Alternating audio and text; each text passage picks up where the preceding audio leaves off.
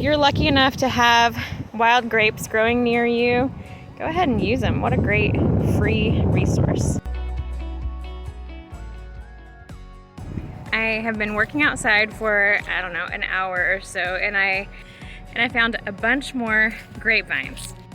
They're actually not easy to find after the leaves drop off, but you find them in the tree and they start on the ground. So here's where it's connected to the ground. See that back there?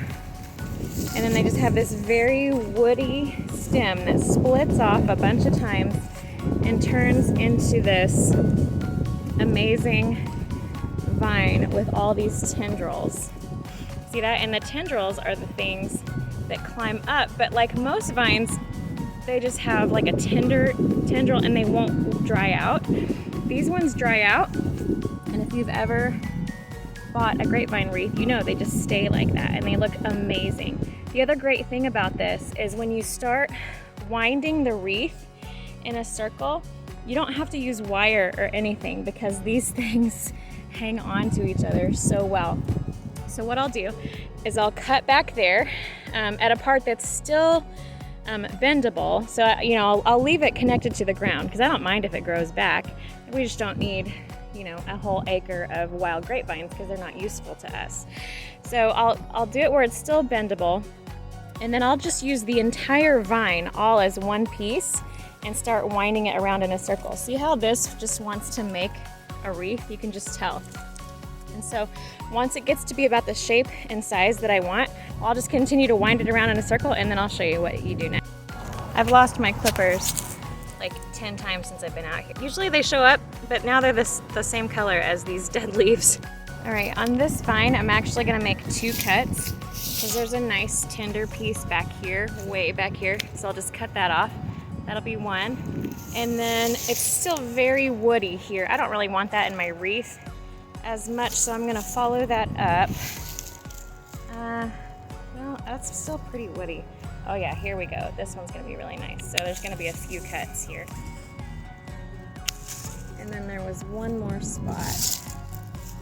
Oh yeah, right here is where it kind of branches off. Here, I'll give myself a little footer there. Now I just start winding it up. Okay, if your wreath looks like an egg at this stage, it's totally fine. As you add the next vine, and I do like to do them separately. If there's a bunch of vines clumped together on the ground that you've cut, I do like to separate them out if possible. It's not easy to do. It's easier if you have another person. But as you add more, it'll kind of keep going in that circular stage. And if it's flat in one spot, you're just gonna pull that part out and add more to the top of that and kind of keep it going in a circle. You can see that my thick end down here, I've just tucked it under. After I wrapped it into a circle a couple of times, I just tucked the end under. And if that's sticking out too much at the end, I can either cut it or tuck it in, however works. And then as you're shaping, you will feel and hear some snapping because it's already starting to dry out on the vine. And when that happens, don't worry. They'll just be snapped and it'll be no big deal. So that's not a bad thing at all. It is nice when they're real supple and bendable, but if they snap, it's totally fine. All right, so I've gotten my second vine on there. These are nice thin vines, so they're really good and bendable, and I can add several to the same wreath. You can tell it's getting more circular. I've got 1 or 2 more left to work with. Looks like 2, maybe even 3. And I wanted a really nice, thick, big wreath, so I'm gonna go ahead and use all of them for this one wreath. But when you need to start another vine, you just pick a spot, stick the thick end in, to one of these little holes, wind it around. You don't have to do a lot of looping. Wind it around until you get to the very end and then loop to finish. I'll try to explain when I get.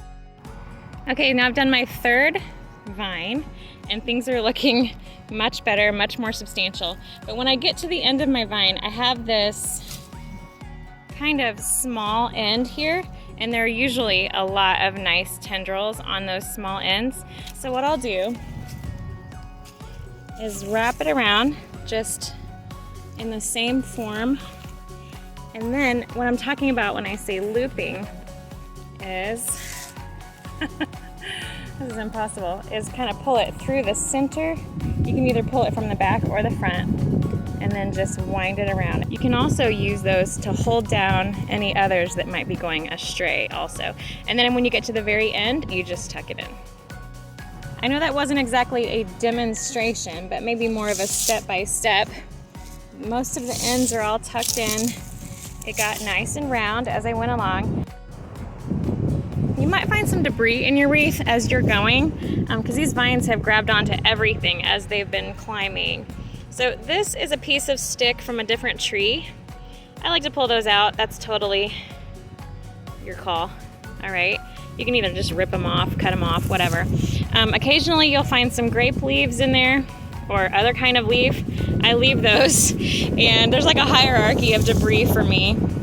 And then if you're really lucky, you'll see some little dried up grapes on the vine still. And I think those are very cool, very authentic. Oh yeah, there's some right there. Look at that. Little dried up grape pieces. I've got a couple of wreaths like that. So there you go.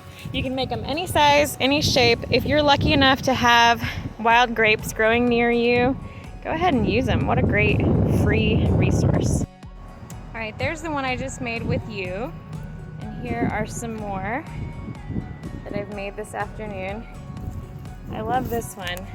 Emma made this one out of one single vine, and it's like wild and beautiful. It's like a nest. I'm gonna let her hang that one in her room because it's so cool. But I've tried to think about how I can use resources that we have on this property to decorate the house this year. You know, buying all new Christmas decorations doesn't make sense.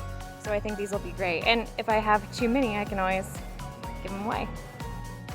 I'm going to let these dry. I'll probably move them somewhere so they don't blow away, but I'll let these dry for a while in the shape that they're in. If I were to hang them up right now, because they're very green and pliable, they'd probably become like egg-shaped. They'd probably get too heavy and just kind of fall. So I'm gonna let these dry as much as I can stand it.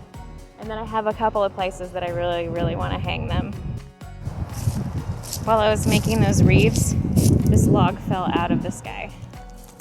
Right out of that tree right there.